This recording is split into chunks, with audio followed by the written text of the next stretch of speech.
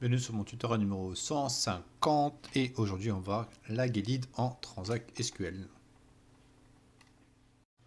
Lag et lead. Alors lag et lead, ce sont deux fonctions assez sympas et puis pas très dures à mettre en place au niveau Transact SQL. On va voir que lag déjà en premier lieu accès aux données d'une ligne précédente dans un même résultat. Lead par contre fait le contraire, ça va accéder aux données à partir d'une ligne ultérieure.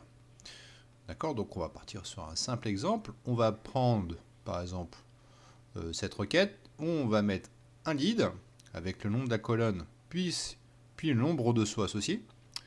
On part sur un over ici et on va faire un seulement sur la colonne quota date.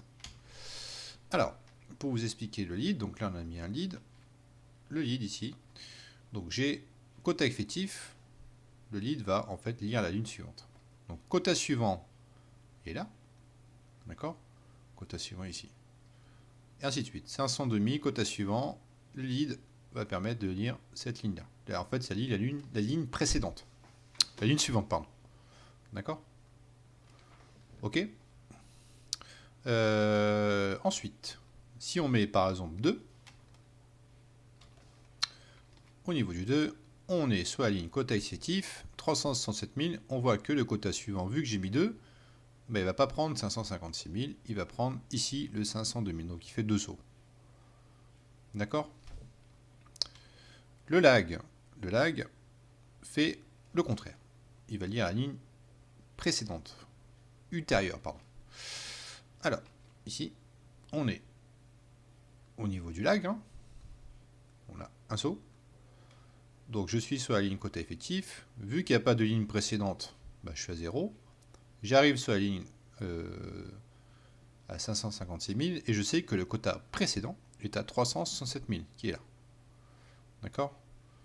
Ok, donc on voit que ça va lire le quota précédent. Donc, idem, par exemple, si je prends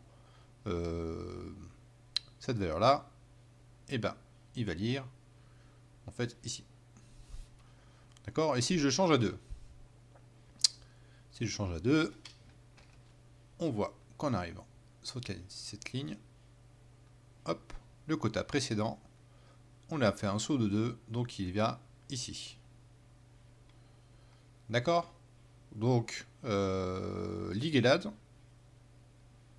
lag, on voit que c'est pas des choses très difficiles à mettre en place. Ça nous permet d'avoir une meilleure visibilité des colonnes précédentes ou suivantes